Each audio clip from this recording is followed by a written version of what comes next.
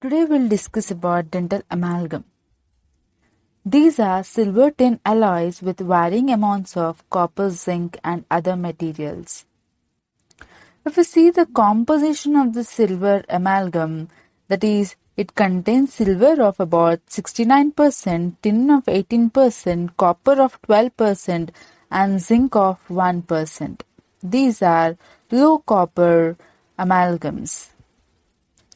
If you observe the high copper amalgam, it contains about 12 to 30% of the copper content, and tin of 13% and zinc of 0% and the silver of 59%. Coming to the classification of the dental amalgam alloys. Based on the number of alloyed materials, it has binary, tertiary and quaternary alloys. And based upon the particle shape of the alloy, it may be irregular, spherical or spheroidal in shape. According to the copper content, it may be low copper that contains 2 to 6% of copper and the high copper which contain 12 to 30%. According to the zinc content, there may be the zinc containing alloys which has 0.01 to 1% of the zinc range and the zinc free is less than 0.01%. Based on the unmixed or admixed, it may be single or the admixed alloys. And based on the presence of noble metals, it may be the noble metal alloys or the non-noble metal alloys, which do not contain noble metals at all. If you come to the individual importance of the components, that is the silver, it will decrease the creep and the setting time, decreases the corrosion, as well as it increases the hardness of the alloy. Now we'll see the tin content, how it influence the dental amalgam alloy. It will lower the strength and the large contraction, and it causes decreases in the expansion of the dental amalgam, thereby increased corrosion action. It also increases the plasticity of the alloy and also the setting time of the alloy. Now we'll see the copper. How this copper will influence the dental amalgam alloys. It will decrease the plasticity of the alloy, thereby increasing the hardness and the strength of the dental amalgam alloy. It will also reduce the creep, that is the deformation of the alloy. It will also reduce the tarnish and corrosion of the alloy. Now we'll see the zinc content, how it will influence the dental amalgam. Decrease the brittleness action causes the deoxidizer, which will delay the expansion of the amalgam. Now we'll see the indium. How this indium content in the dental amalgam will influence the property of the amalgam. It reduces the amount of mercury vapor released during the expansion in the dental amalgam, that too after the 7 days application of it. It also decreases the surface tension and reduces the amount of mercury necessary, and also increases the strength of the dental amalgam. Now we'll see the mercury. The mercury is used to bind the alloy particles together into a strong, durable, solid filling. Now we'll see the phases in the amalgam alloy and the set dental amalgams. We have the gamma phase, that is Ag3Sn, and the gamma 1 is Ag2Hg3, and the gamma 2 is the tin mercury content. It is very influential phase. And we'll see the setting reactions of the low copper amalgam alloys. When the amalgam alloy is mixed with the mercury, the alloy particles dissolve in the mercury. And this mercury attacks the surface of the alloy particles and produces two reaction products, that is the silver mercury phase and the tin mercury phase. This precipitates within the mix and join together the remaining unreacted original alloy particles. This forms the coherent mass in which the unreacted mercury and other unreacted ingredients are trapped in this.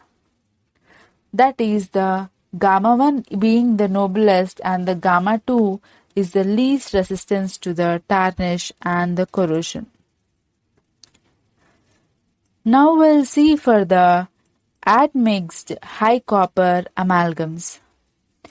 In this, the mercury reacts with the silver tin alloys and to form the gamma 1 as well as the gamma 2 phases, leaving some silver tin particles unreacted. Here we can clearly see the reaction, that is the formation of gamma 1 and the gamma 2.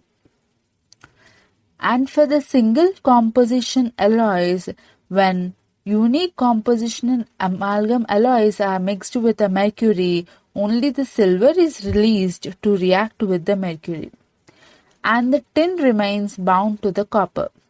The final product will have the binding matrix of only the gamma 1 crystals and unconsumed alloy particles, that is the eta phase. Here also, the gamma 2 phase is eliminated in the amalgamation reaction. Now we'll see the properties of the amalgam. First is the dimensional change. The most modern amalgams exhibit a very minor degree of contraction on hardening if they are handled properly. And the compressive strength is exhibited by the amalgam is very good, whereas the poor tensile and the shear stress is seen. And the creep refers to the progressive permanent deformation of the set amalgam under the dynamic loading during function. Generally, the creep is influenced by the gamma 2 phase. And the low copper amalgams exhibit high creep value rate and over the 2.5% due to the gamma 2 phase present in the high creep amalgams. Now we'll see the mercuroscopic expansion. During electrochemical corrosion of the low copper amalgams, the tin mercury phase oxidizes into tin oxide or tin oxychloride. The electrochemical corrosion of this gamma 2 phase does not appear to release the mercury into the oral environment. Rather,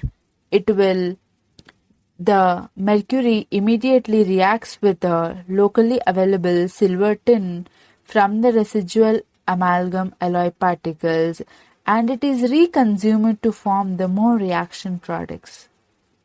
This mechanism is explained as mercuroscopic expansion, which is responsible for the extrusion of the amalgam of the margins followed by the marginal fracture or the ditching.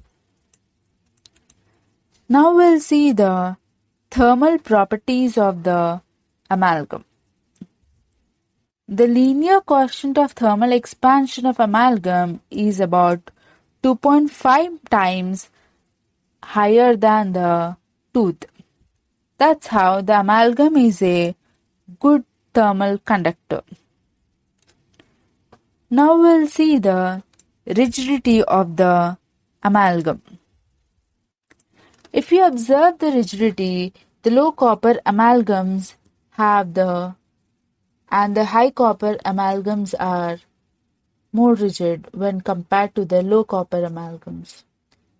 And the biocompatibility is a controversy over the biocompatibility of the amalgam, that is due to the presence of the mercury and the belief that mercury in the amalgam has its toxic effects. By careful handling of the mercury and employing the certain precautionary measures, the potential hazards of the mercury can be greatly reduced. Now we'll see the restorative technique of the amalgam alloys. In that, the choice of the amalgam alloy includes the lathe cut alloys. The high copper amalgams are usually preferred, and the zinc containing alloys are also more preferred. And these alloys will go and mix with the mercury in an Eames technique manner. That is, to achieve a smooth and plastic mass of the amalgam, it is necessary to correctly proportionate the alloy and the mercury. That is 1:1 ratio of alloy and the mercury by weight. And the modern high copper amalgams, especially the spherical amalgams, require less mercury to produce a plastic mass. Next is the trituration.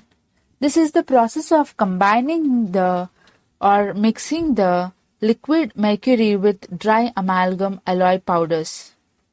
The trituration can be performed with hand or mechanical amalgamators. The objective is to remove the oxide coating and wet each alloy particle with mercury, thus starting the reaction between the two to produce the solid mass. Thus, they produce the uniform mix and they require the less mixing time. If you see, they produce different types of mixes. The normal mix is plastic in nature and it is convenient to handle as it is shiny and homogeneous. The under-triturated mix is dry and crumbly and dull in appearance and cannot be manipulated. And the over-triturator is warm and too hard due to its premature setting of the amalgam, and it is not easy to condense. Now we'll see the mulling. It is a step done after trituration so as to make the mix homogeneous and cohesive. It can be done in an hand mixing manner by using a pestle and the mortar and thereby achieving the collective mix in the amalgam in a dry piece of rubber dam or a cameo skin, and rubbing it vigorously between the thumb and the forefinger for 2 to 5 minutes to produce a coherent and a consistent mass. Then the condensation process begins by compacting the amalgam into the prepared cavity with the amalgam condensers until the preparation is filled with a dense mass of amalgam. And the pre-carve burnishing is a step done soon after the condensation when the cavity is overfilled with amalgam. This is done using a large round cone or the egg-shaped burnisher by applying the firm and the gentle strokes on the amalgam and moving the burnisher from the amalgam to the tooth margins, which is done for about 15 seconds. Thus, it will adapt the amalgam well to the cavo surface margins, thereby minimizing the voids. Later on, the carving is done with an anatomical sculpting of the amalgam restorations. Next, the post-carve burnishing is done after carving is complete and the occlusion is adjusted, using the large burnishers and gently burnishing the amalgam outwards towards the margins. Next, the finishing and polishing step is done to provide a high luster and to prevent the plaque accumulation and the corrosion being happening. Now we'll see the bonded amalgam restoration. If you observe, in recent times the adhesive resins have been employed to bond amalgam restorations to the tooth structures. The agents used here are the adhesive resin systems which contains the monomers like 4-meta 10-MDP, and bis-GMA ester. The objective is to cause the intermingling of the amalgam and bonding resin before they set. The retention is by the micromechanical means due to the microscopic projections of the resin into the amalgam, which locks into it as they both set. They are extensively indicated for extensive caries in the posterior teeth when the cast restorations cannot be afforded by the patients. Now we'll see the failures of the dental amalgam restorations. The clinical failure is a point at which the restoration is no longer serviceable or when the restoration possesses severe risk if it is not replaced. It may be due to the failures such as the fracture lines, marginal ditching, proximal overhanging, or by poor anatomical counters produced. The amalgam blues is nothing but the discoloration by the amalgam may be shown as a bluish hue through a thin shell of the enamel. This may be due to the leaching of the corrosion products into the dentinal tubules or due to the color of the underlying amalgam. Now, we'll see the mercury toxicity of the amalgam. The toxic effects of the mercury vary depending upon the mercury levels present in the urine. Even when there is an extensive amalgam restorations in the patient's mouth, the maximum urinary mercury levels are up to 4 micrograms per grams of the creatinine in the urine. This is well below the level at which the toxic changes occurs. That's the reason it will not cause many effects in the human body. And by following the dental mercury hygiene recommendations, it can be overcome. This is the brief about the dental amalgam restorations.